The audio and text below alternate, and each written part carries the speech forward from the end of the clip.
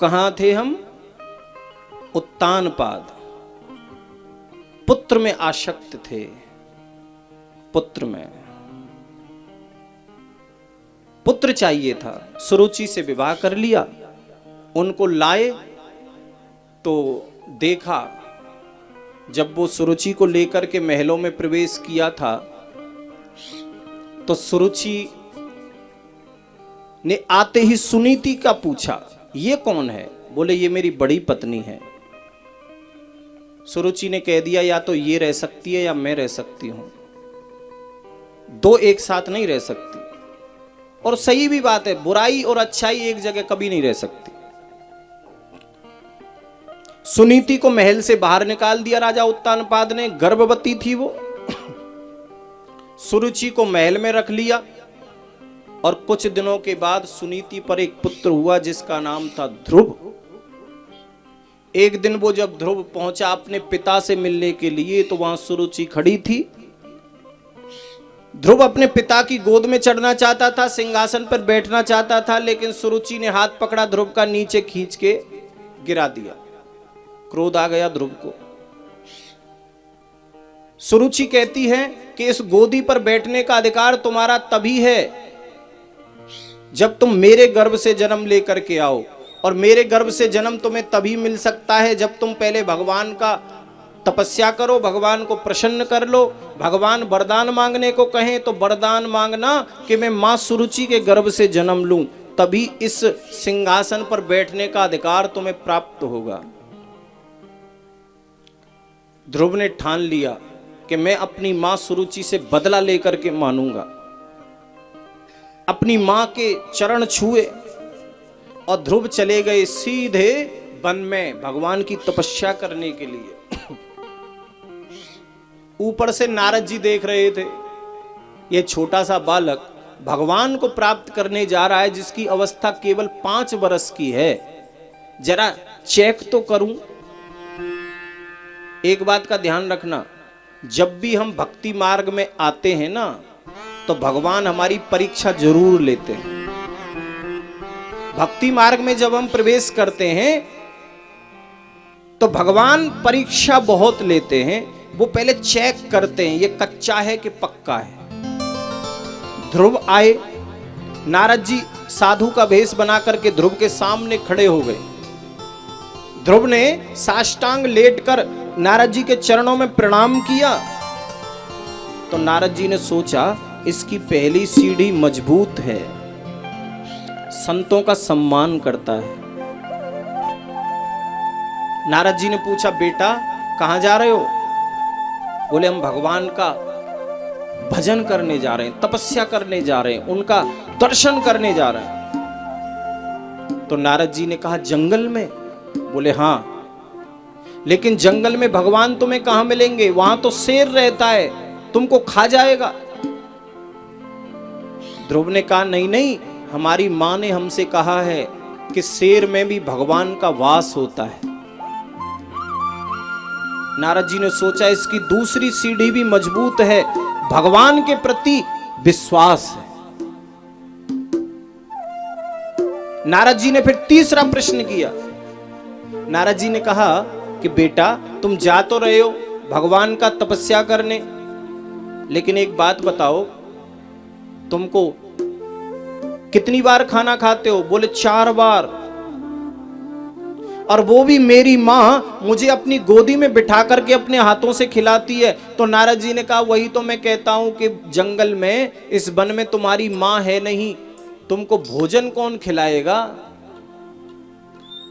तो ध्रुव ने कहा कि मेरी मां कहती है महाराज कि जब दांत नहीं तब दूध दियो।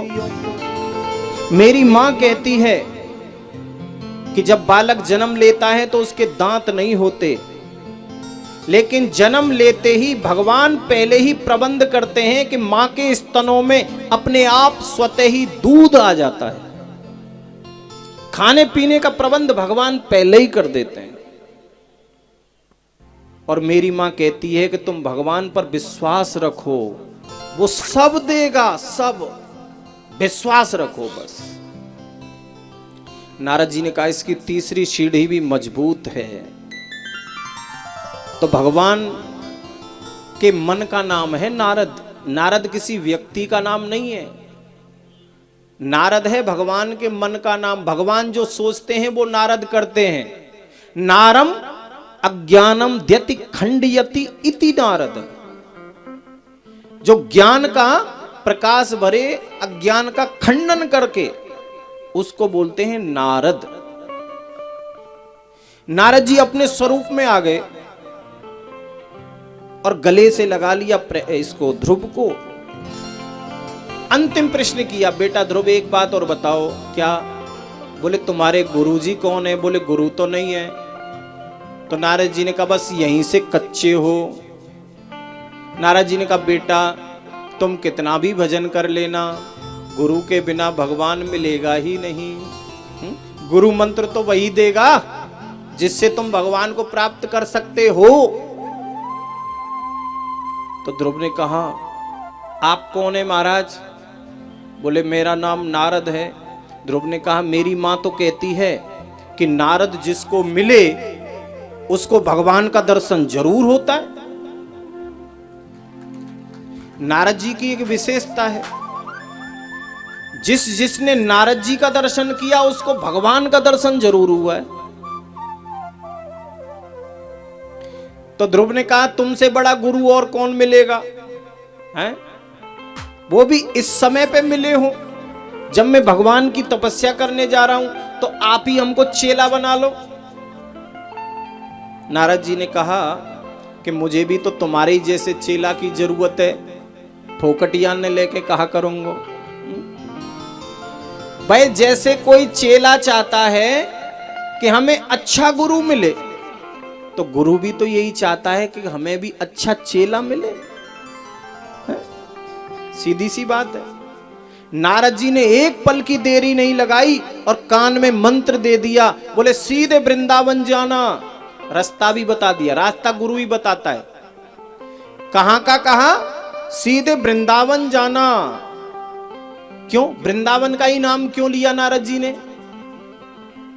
क्योंकि धन्यम वृंदावनम तेन भक्तिर्नत्यति यत्र च। वृंदावन में क्या है? बोले वृंदावन में भक्ति है। वृंदावन में क्या है?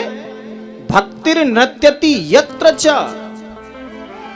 वृंदावन एक ऐसी भूमि है, ऐसा स्थान है जहां भक्ति माता नृत्य करती है। नृत्य 24 घंटे है। और केवल भक्ति ही नहीं है, धन धन वृंदावन रजधानी।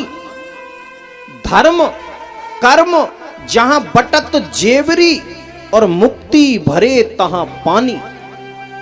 केवल भक्ति अगर होती तो इतनी महिमा न होती, लेकिन जहां मुक्ति भी पानी भरने का काम करती है वो वृंदावन की भूमि है। मुक्ति, जिस मुक्ति को पाने के लिए एक से एक संत महात्मा ऋषि मुनि जपी तपी ध्यानी योगी जन्म जन्म मुनि जतन कराही, जिनको मुक्ति नहीं मिलती, वही मुक्ति वृंदावन में क्या करती है? बोले मुक्ति भरे तहां पानी। वहां मुक्ति भी रहती है, वहां भक्ति भी रहती है। और धर्म कर्म जहां बटत जेवरी, धर्म भी रहता है और कर्म भी रहता है। सीधे वृंदावन जाना। और ध्रुव चले गए सीधे वृंदावन। वृंदावन में यमुना जी के किनारे यमुना जी कौन है? भक्ति रूपा है यमुना, भक्ति रूपा है? सरस्वती कौन है? ज्ञान रूपा है।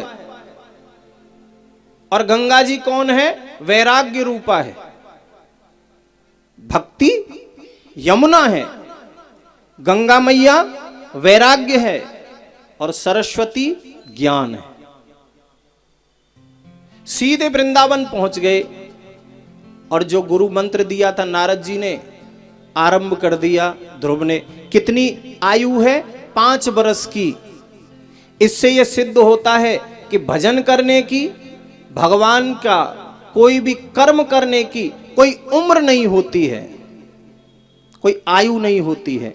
ऐसा नहीं सोचना चाहिए। कई लोग कहते हैं कि जब सारे कामों से फ्री हो जाएंगे महाराज तब एक खट्टो भजन करेंगे। सब काम अंत फ्री है जाए जब, अभी थोड़ा कमा लेने दो, यही उम्र है कमाने की। बहुत अच्छी बात है। कहूं ऐसा ना हो कि फ्री होते होते दुनिया ते ही फ्री है लो पहले। फ्री वैसे तो फ्री है सको, वो समय ही ना आए फ्री है वे को। इसलिए भैया भजन करने की, कथा सुनने की कोई उम्र नहीं बताई है। जब समझ में आ जाए शुरू है जाओ, शुरू है जाओ। 5 बरस में ही ध्रुव शुरू हो गए थे।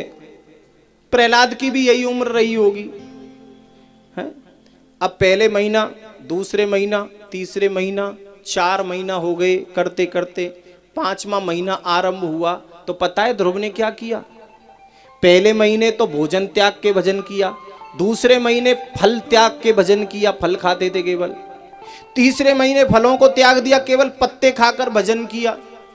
चौथे महीने पत्ते भी त्याग दिए, केवल जल पीकर भजन किया। और 5वां महीना आरंभ हुआ तो जल को भी त्याग दिया, केवल वायु का आहार लिया।